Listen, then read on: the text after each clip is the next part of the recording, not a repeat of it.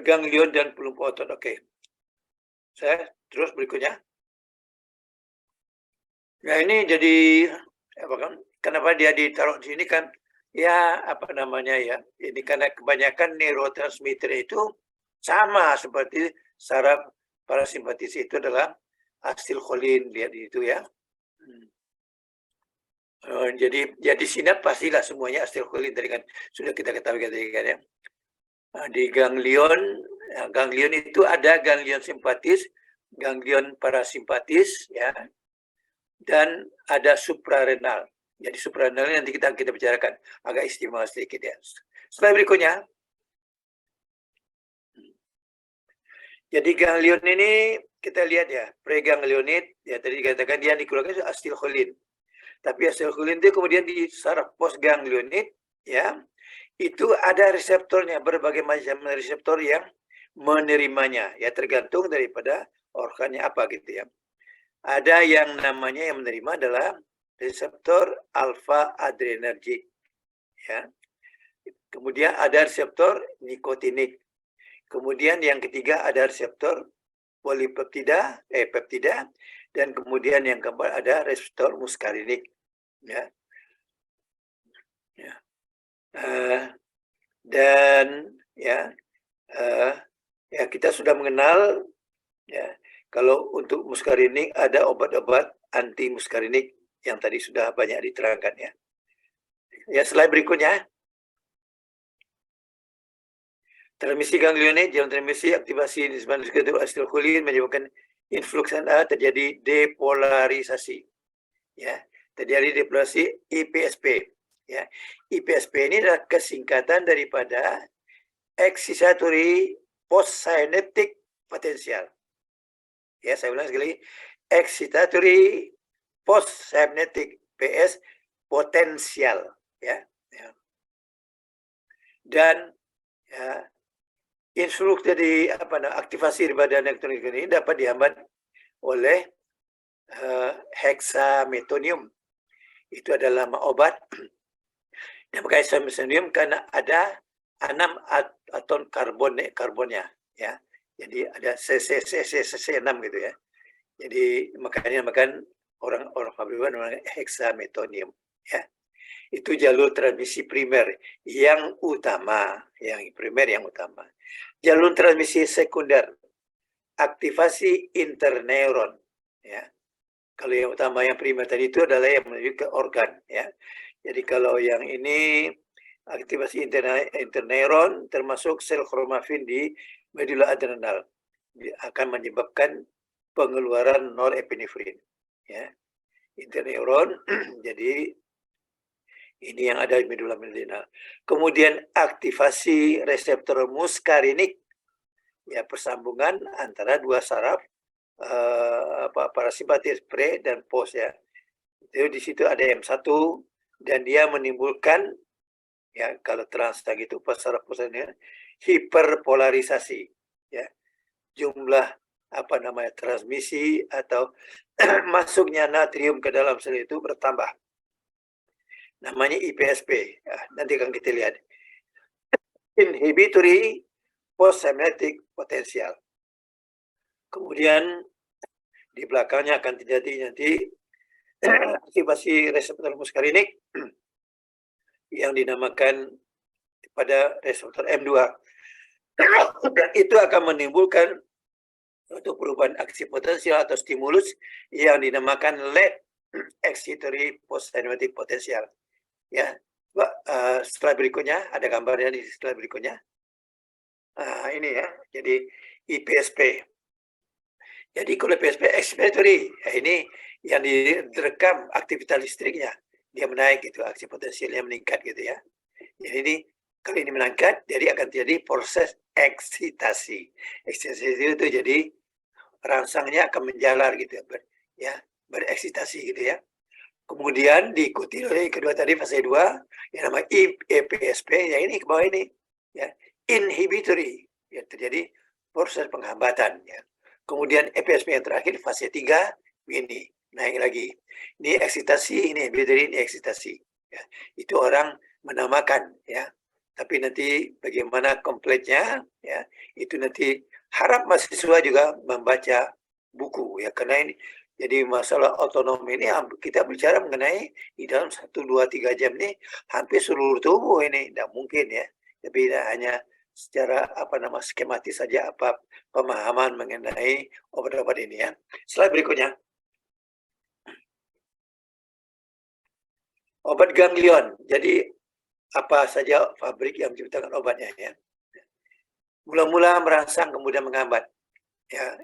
Jadi ada obat yang mula merangsang tadi menimbulkan EPSP kan, kemudian IPSP itu tadi ya. Satu adalah nikotin. Ya.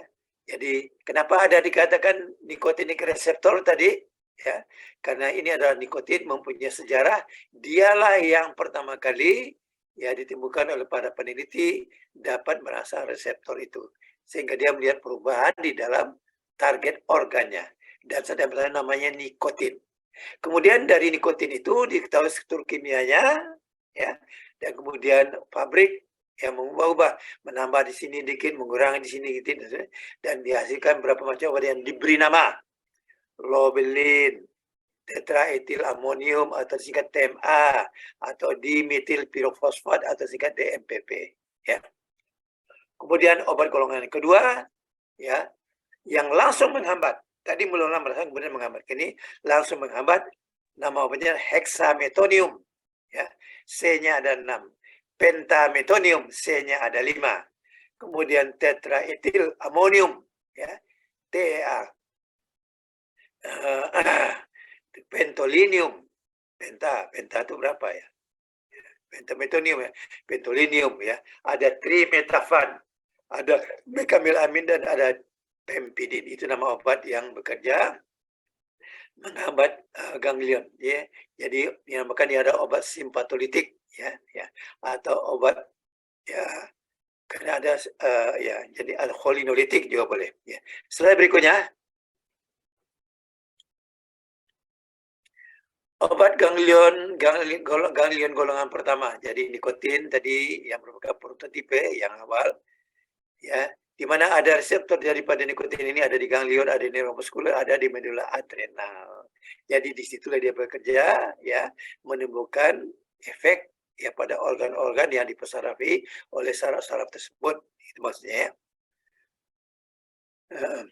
Reseptor nikotinik ganglion ya menimbulkan depolarisasi tadi, EPSP. Jadi akan terjadi perangsangan ganglion. EPSP adalah eksitasi kan, perangsangan ya kan. Kalau dosis besar terjadi depolarisasi yang persisten, hambatan. Karena depolarisasi itu menerus ya, ionnya sudah hilang, sudah habis ya kan, sehingga tidak ada lagi. Ya terjadi depolarisasi yang persisten. Dan kalau persisten seperti itu, ya terhambat ya, tidak ada apalagi yang dikerjakan ya, terhambat aktivitasnya ya. Oke. Reseptor nikotinik neuromuskuler ya, jadi saraf yang menuju ke otot ya, kekuatan otot akan meningkat ya, jadi kalau terangsang ototnya akan bergerak ya. Kalau terjadi intoxikasi, artinya intoxikasi apa itu? Kalau dosisnya berlebihan, terjadi paralisis yang cepat ya, karena sudah habis kok anunya, impuls aktivitas daripada itu pergerakan ion-ion, jadi nggak ada lagi yang dikeluarkan, jadi ada sarafnya menjadi lumpuh ya, jadi terjadi paralisis, jadi tidak ada lagi perangsangan. Reseptor nikotin juga ada di medula adrenal ya, jadi itu adalah organ yang saraf preganglioniknya ada ya, dan tidak ada postganglion. Postganglionnya ada langsung di organ tersebut. Terjadi aktivasi daripada saraf simpatis. Ya, terjadi pengeluaran adrenalin yang ada di di ginjal ya. Ya, ada ginjal suprarenal ya. Ya di suprarenal ya, bukan di ginjalnya. Ya, ada medula suprarenal ya. Slide berikutnya.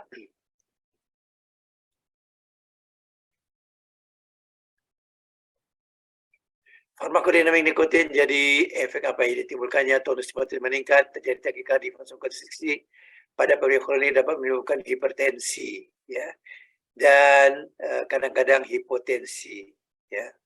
Di saluran cerna merangsang saraf parasimpatik menimbulkan peningkatan peristaltik, pergerakan usus bertambah, ya, kepada kalian eksokrin terjadi hipersalivasi dan sekresi bronkus yang meningkat. Pada susunan saraf pusat juga ada reseptor ini berangsang dan kemudian menghambat. Ya, mula-mula terangsang, kemudian menghambat. Pada neuromuskular, ya, tremor, kekuatan otot meningkat, tetapi lama-lama menjadi lemas, ya, karena ya pergerakan daripada ion-ion yang menimbulkan aktivasi dari saraf itu, yang merupakan pencernaan aktivasi saraf itu, ya sudah habis, ya, ya. Artinya semuanya sudah tersimpan di dalam sel gitu ya. Di dalam sel ini tidak keluar lagi, ya.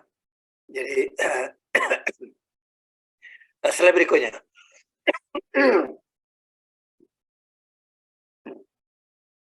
Jadi dengan nikotin itu dapat terjadi intoxikasi, yaitu pada dosis yang besar sekali, 60 mg, dan itu nikotin karena banyak orang merokok kan. Jadi orang merokok itu pasti adalah ya lama-lama dia menjadi sakit ya. Maka itu jangan merokok lah ya. Tetapi ya itu kan merokok ya, bila diberikan intravena ya dosis letal ya gitu ya. Oke. Gejala saluran cerna, mual, hipersalivasi, kolik, muntah dan diare, itu gejalanya terlihat ya. Gejala pada saraf pusat, dia merasa pusing, sakit kepala, gangguan penglihatan, pendengaran, miosis, dan kemudian midriasis. Mula-mula terangsang kontraksi, tapi kemudian lumpuh menjadi midriasis. Nah, kardiovaskular bradikardi mula-mula, kemudian takikardi, ya, karena saraf simpatisnya sudah lumpuh, parasimpatis sudah lumpuh, maka yang itu adalah simpatis yang menimbulkan takikardi dan aritmia. Ya. Gejala lain adalah tremor, kelemahan otot, depresi pernafasan, ya kalau sudah berlebihan intoksikasinya, baik sentral ataupun perifer. Dan untuk nikotin ini tidak ada antidotnya, tidak ada obat yang dapat melawan, ya, atau dapat mengikat atau menghambat pekerjaannya. Ya, slide berikutnya. Next slide, ya, oke. Efek kronik, ya, adiksi, anoreksia, insomnia. Jadi kalau orang merokok, ya kan, faktor risiko mayor penyakit kardiovaskular yang dapat menimbulkan aterosklerosis, penyakit jantung koroner, stroke, penyakit Buerger, ya. Jadi di pembuluh perifer, ya. Kalau Buerger nyalain sakit atau nyeri kalau berjalan. Karsinogenik, terutama pada saluran nafas. Kalau orang merokok, ya risiko penyakit kanker paru-paru, ya. Kinetiknya, absorpsinya di mana, di mukosa, di inhalasi, saluran cerna, di kulit. Di mana aja ditaruh jadi serap, ya. Metabolisme mana, di hati, di paru, di ginjal. Ekskresi di mana, di urin dan air susu ibu. Slide berikutnya. Obat ganglion golongan 2 langsung menghambat ganglion, itu prototipnya adalah hexametonium, menghambat reseptor nikotinik ganglia secara kompetitif, ya, simpatis dan parasimpatis, ya. Efek tubuh sesuai dengan hambatan tonus yang dominan. Apakah simpatis yang dominan atau yang dominannya adalah yang parasimpatis, ya. Obat lain dari golongan ini adalah pentolinium, C5 triuda, tetraetilamonium, sudah chlorisoamin, itu yang baru, mecamylamine itu yang baru, dan trimethophan, ya. Ini adalah obat-obat ya ganglionic blocking agent, ya. Menghambat sebenarnya di ganglia, ya, namanya ganglionic blocking agent, ya. Slide berikutnya. Ya, jadi kalau di sini adalah adrenergic ganglionic blocking agent, ya. Farmakologi ganglion. Jadi kalau diberikan itu pada jantung menimbulkan tonus simpatis meningkat, takikardi. Kalau diariol tonus simpatisnya meningkat, terjadi vasodilatasi. Kalau di venanya ya ada di situ tonus simpatis yang meningkat, terjadi venodilatasi, venous pooling, arus balik ke vena menurun, curah jantung menurun. Jadi lama-lama jantungnya akan menjadi gagal. Saluran cerna parasimpatis peristatiknya menurun, konstipasi, irilius, paralitik, ya. Jadi kemudian di kandung kencing parasimpatis yang dominan, relaksasi otodirusor, dan ya kalau dia kencing harus mengedan, ya. Jadi relaksasi ototnya terganggu, ya, relaksasi detrusor, jadi tidak ada kontraksi, jadi kencingnya susah keluar. Ya, kalau perlu nanti terpaksa di kateter. Slide berikutnya. Farmakokinetik obat ganglion, ya, jadi kemudian diiris, ya, dapat menimbulkan midriasis, ya, di otot ciliaris menimbulkan sikloplegia di otot mata, di kena keringat, ya, terjadi anhidrosis ya. Jadi di situ apa mekanismenya? Ada parasimpatis yang dominan, ada yang simpatis yang dominan ya. Jadi tergantung mana yang dominan. Artinya yang dominan itu adalah yang mengalahkan ya sistem saraf lawannya ya. Simpatis dan parasimpatis kan saling berlawanan kan tadi ya. Ya. Jadi kalau kejar liur, parasimpatisnya yang dominan, ya maka terjadi serostomia. Ya. Kadang-kadang simpatisnya yang dominan terjadi anhidrosis dan efeknya adalah jadi efeknya di atas nih, jangan lupa penghambatan ya, bukan perangsangan ya, penghambatan. Ya, simpatisnya dihambat, parasimpatis dihambat ya, simpatis dihambat. Dan ini efeknya adalah ini ya. Oke. Kemudian susun saraf pusat ya, ya, ya, dia efek penghambatannya jadi adalah tremor dan kejang dan depresi ya. Ya. Jadi yang dominan adalah dia kerjanya di mana ya, berarti ya. Apakah di simpatis dan parasimpatis? Tapi dari obat ini adalah semua efeknya penghambatan. Slide berikutnya. Buat apa obat ya yang bekerja pada reseptor nikotin ini digunakan? Trimetafan diberikan intravena, kajian cepat, waktu singkat, tekanan darah dapat diatur, hati-hati pada insulinasi koroner dan sebelah ginjal. Punya efek histamin rilis, dapat menekan reaksi alergi. Jadi hati-hati ya. Hiperrefleksi jadi digunakan pada krisis hipertensi ya untuk menurunkan tekanan darah, itu maksudnya ya. Digunakan yang kedua untuk hiperrefleksi otonom pada cedera medula spinalis. Cedera medula spinalis. Ya. Atas inhibisi sentral hilang, ya rasa simpatis berlebihan. Ya. Jadi itu yang dihambat. Kemudian ya dapat diberikan trimetafan. Ya, hiperrefleksi ada atas inhibisi sentral hilang. Ya, juga karena ada pemberian trimetafan. Jadi dia dengan apa ya? Kemudian untuk kontrol tekanan darah pada operasi besar, ya. Jadi orang tekanan darah yang operasi besar, ya dikontrol ya pada tingkat tertentu, ya. Jadi dia apa ya menimbulkan vasodilatasi ya, ya. Karena ya jadi ada kecenderungan hipertensi atau hipotensi ya digunakan untuk mengontrol tekanan darah. Slide berikutnya. Nah, obat pelumpuh ini ya juga dinamakan obat curarifor, obat pelumpuh otot ya. Jadi aksi saraf yang mengeluarkan asetilkolin di ujung saraf ya organ yang dipasar reseptor itu ya, ikatan dengan reseptor, kemudian envelope potensial berubah dan kemudian kontraksi. Ya, itu kalau kita merangsang saraf motorik ya sehingga nanti otot kerangkanya bergerak ya. Nah, kalau ada obat yang dikelompokkan obat pelumpuh otot. Jadi artinya dia menghambat ya aktivitas saraf motorik oleh obat-obat cholinergik atau oleh aktivitas saraf cholinergik. Apa aja obat yang bersifat anti cholinergik itu? Jadi ini adalah obat anti cholinergik. D-tubocurarin, succinylcholine ya. Dan itu obatnya ya. Dan di mana side of action-nya itu sudah dipilihkan ya. Sehingga nanti yang tadinya ya saraf motorik itu akan mengambilkan kontraksi, tidak bisa lagi menemukan kontraksi ya. Dan ini kapan digunakan obat ini? Nanti banyak dia digunakan dalam proses pembedahan ya. Kalau orang dibedah ototnya mesti lemas gitu ya supaya gampang dibuka dan ditutup kembali ya. Jadi adalah obat pelumpuh otot rangka ini adalah digunakan pada orang-orang yang akan menjalani operasi kebanyakannya. Slide berikutnya.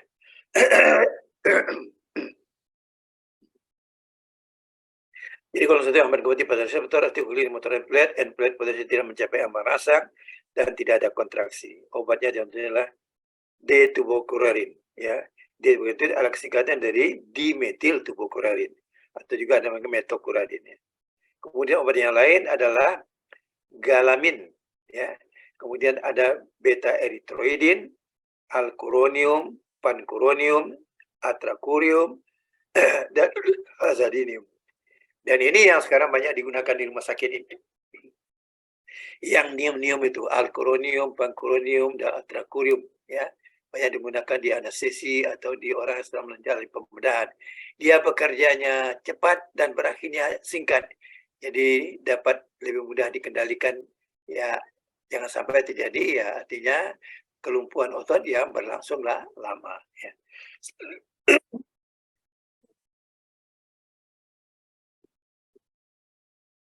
Ya, slide berikutnya.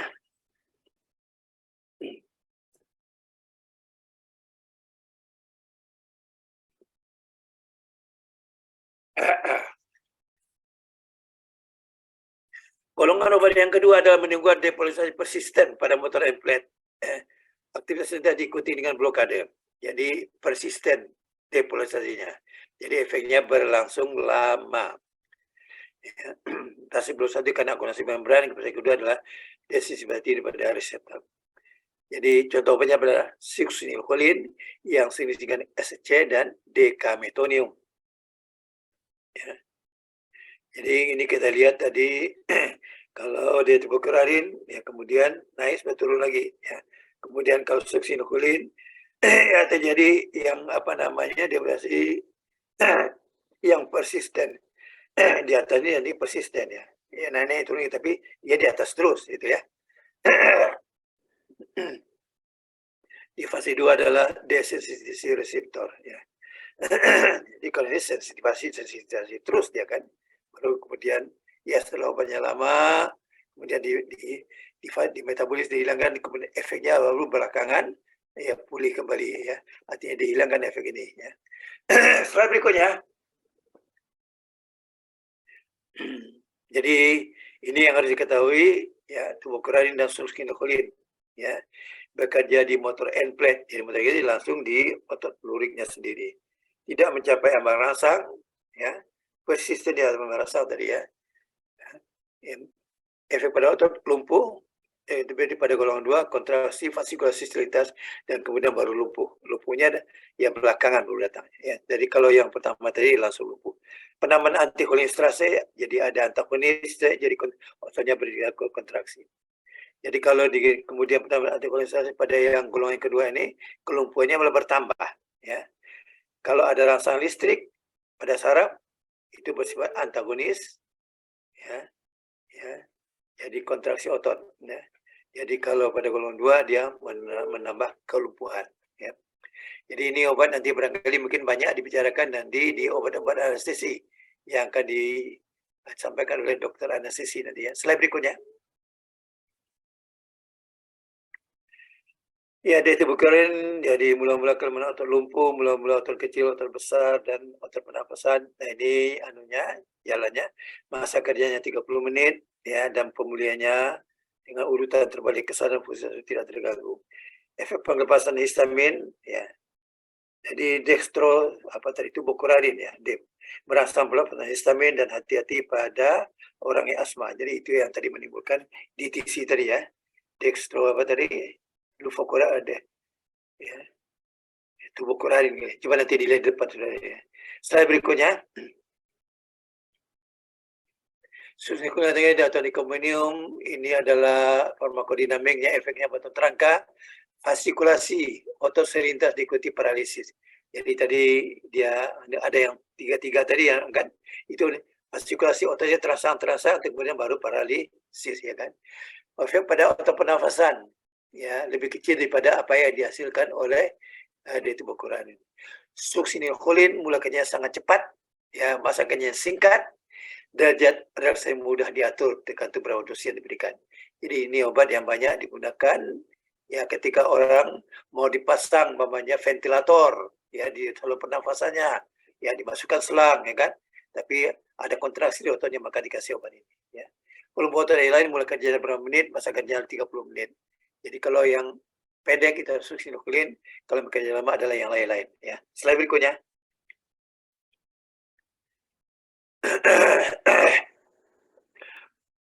Kedua obat apa namanya yang dapat melintasi susu masuk ke dalam susunan pusat. Dari obat ya apa namanya ganglionik atau anti ganglionik ini yang dapat masuk ke dalam otak itu adalah beta eritroidin yang dapat menembus susunan saraf pusat, dan kalau dia masuk menunjukkan depresi saraf sentral. yang tidak masuk ke dalam susunan saraf pusat, ya tentu tidak menimbulkan efek di susunan saraf pusat. Ganglion otonom, ya, succinylcholine dan decametonium menimbulkan efek bifasik. Dosis kecil perangsangan, ya, maka parasimpatis itu akan menimbulkan efek bradikardi, ya. Jadi efek bifasik artinya mula-mula perangsangan, kemudian ya bifasik mula-mula pada saraf simpatis, kemudian pada saraf parasimpatis dan kemudian pada saraf simpatis yang menimbulkan takikardi. Ya, itu yang bifasik tadi. Dosisnya harus besar untuk dapat menimbulkan hambatan pada ganglia. Slide berikutnya. Jadi buat apa obat-obat ini digunakan? Adjuvan pada anestesi untuk relaksasi otot, pancuronium dan pancuronium. Prosedur ortopedik ya untuk melakukan relaksasi otot yang cepat, tulang patah dan dislokasi. Kemudian mempermudah intubasi endotracheal tadi disebut laryngoskopi, endoskopi, bronkoskopi ya. Kemudian mencegah trauma pada electric shock yang berikan succinylcholine. Kemudian untuk diagnostik adalah untuk mendeteksi nyeri karena kompresi saraf yang disertai spasme otot. Ya. Kompresi saraf artinya ototnya mengkerut, ya. Jadi diberikan obat ini untuk melakukan relaksasi ototnya dan kemudian spasme ototnya hilang dan sarafnya kemudian tidak merasa sakit atau tertekan gitu ya. Ya. Jadi dalam ini diberikan D-tuberculin. Slide berikutnya. Penghambat excitation contraction coupling. Ya, ini eksitasi dihambat, kontraksi juga dihambat nanti. Ya. Menghambat pengempasan kalsium dari retikulum sarkoplasma. Satu retikulum itu adalah di dalam sel ya. Ya, menyebabkan kontraksi otot menurun sebanyak 70%. Otot pola rongga tidak dipengaruhi. Indikasinya mengurangi spasme otot akibat leksi medula, spinalis ya dan otak. Ya, jadi pada orang lesi medula, jadi mungkin gagal otak atau ya ketabrak ada jadi. Dan kemudian juga mencegah mengatasi hipertermia maligna pasca anestesi. Ya. Jadi ada itu hipertermia maligna ya. Karena obat anestesi ya. Slide berikutnya. Ya, jadi sudah selesai itu, kemudian kita lanjut kemana lagi? Cholinergic sudah, pelumpuh terangkat, sekarang kita masuk ke obat adrenergic ya.